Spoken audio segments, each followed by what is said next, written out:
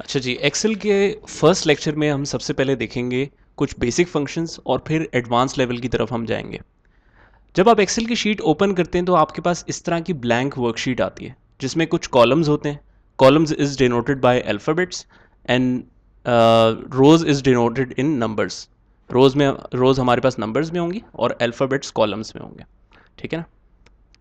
अब अगर आपने इसका इंटरसेक्शन पॉइंट आप देखें, आप देख सकते हैं कि काफ़ी सारे बॉक्सेस हमारे पास इस शीट में आ रहे हैं।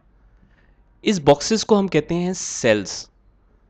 इसमें ही बेसिकली आपका सारा डेटा एंटर हो रहा होता है। मतलब अगर आपने कोई कैलकुलेशन करनी है, फॉर एग्जांपल मैंने 100 यहाँ पर लिखा तो देखिए बॉक्स के अंदर लिखा गया ये। इसी तरह से मैंने 200 लिखा तो ये दूसरे बॉक्स के अंदर लिखा गया। लेकिन हमारे पास कॉलम्स का एड्रेस है अल्फ़ाबेट्स में, रोज़ का एड्रेस है 1 2 3 4 में। जो इसका इंटरसेक्शन है ना, जिसमें रोज़ और कॉलम्स दोनों इन्वॉल्व हैं, इसको कहते हैं सेल। तो अगर मैं इसका एड्रेस रीड करना चाहूँगा तो मैं ये कह सकता हूँ कि ये जो बॉक्स है इसका एड्रेस है ई कॉलम की 4th रो। इसका मतलब है इसका एड्रेस क्या हुआ, E4। साइड पे हमारे पास लिखा हुआ भी आ रहा है, तो बजाय आप ये हाईलाइट देखने के आप डायरेक्टली यहाँ पर देखें। किसी भी सेल पे मैं क्लिक करूँगा तो बड़ा इजीली उसका एड्रेस रीड किया जा सकता है। यहाँ पर मैं D12 पे हूँ, अब यहाँ पर किस पे हूँ, H8 पे। यहाँ पर किस पे हूँ, B13 पे। तो इस तरीके से आप सेल्स के एड्रेसेस को रीड कर सकते हैं।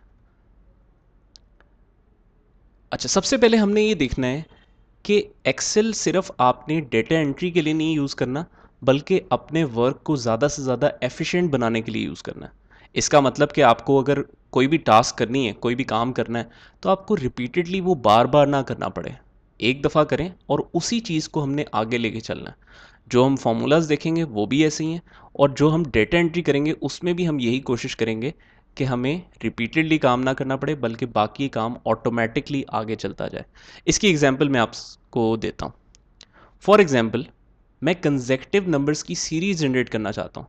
अब पहले सेल में मैं 1 लिख लेता हूँ, दूसरे सेल में मैंने 2 लिख लिया, लेकिन मैं चाहता हूँ मुझे 3 4 5 6 50 तक 100 तक लिखना ना पड़े, बल्कि ऑटोमेटिकली ये सीरीज जनरेट हो जाए। तो आप क्या करेंगे, आप इन दोनों सेल्स को सिलेक्ट करेंगे। दोनों सेल्स को सिलेक्ट करने का क्या तरीका है, जैसे दो आइकॉन्स को आप सिलेक्ट करते हैं। ठीक है। लेकिन दो आइकॉन्स को सिलेक्ट करने में सिर्फ डिफरेंस ये होता है कि आप कॉर्नर से इसको ड्रैग कर रहे होते हैं। इसमें क्या है, इसमें आपने कॉर्नर से इसको होल्ड नहीं करना। मतलब ये जो बॉक्स है इसमें आप देख सकते हैं कि ग्रीन लाइन है, इसको थोड़ा सा जूम कर देता हूँ। ये इसके बॉर्डर्स पे ग्रीन लाइन है, इस पे से होल्ड नहीं करना आपने। ये है सेल को मूव करने के लिए। हमने क्या करना है, इसके अंदर जो वाइट स्पेस है इधर से आपने सिलेक्शन स्टार्ट करनी है और दोनों सेल्स को ऐसे करके सिलेक्ट कर लेना है। जब आप सिलेक्ट कर लेंगे तो आप नोटिस करेंगे कि आपके लेफ्ट, बॉटम लेफ्ट में, बॉटम राइट पे आपके पास एक छोटा सा पॉइंट आ रहा है।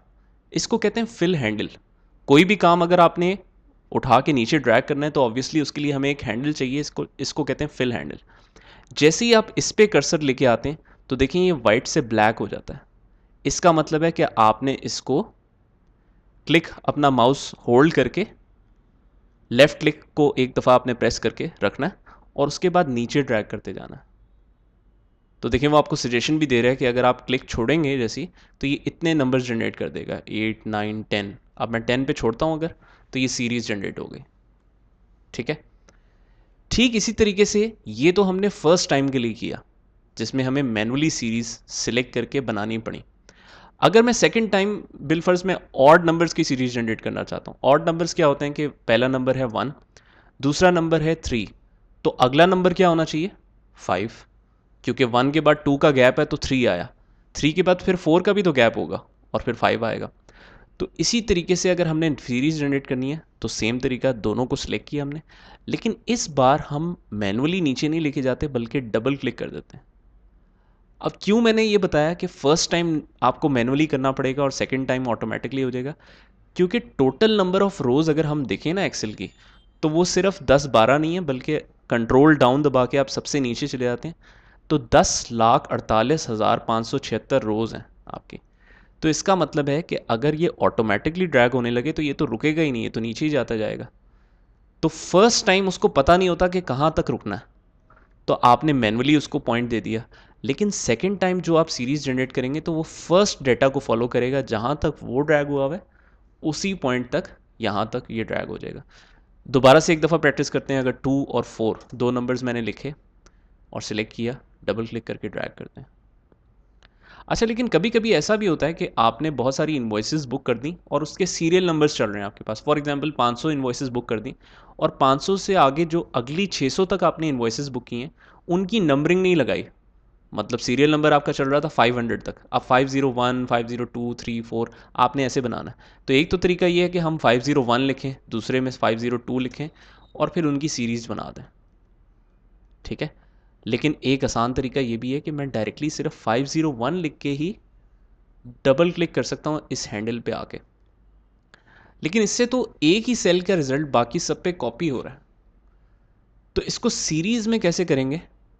आप देख नोटिस करेंगे कि जैसे ही मैंने डबल क्लिक किया तो राइट साइड पे आपके पास एक छोटा सा बॉक्स आ गया जिसको कहते हैं ऑटो फिल ऑप्शंस। हम इसको ड्रॉप डाउन करके ओपन करते हैं तो ये अभी किस पे हाईलाइट हुआ हुआ है? कॉपी सेल्स पे।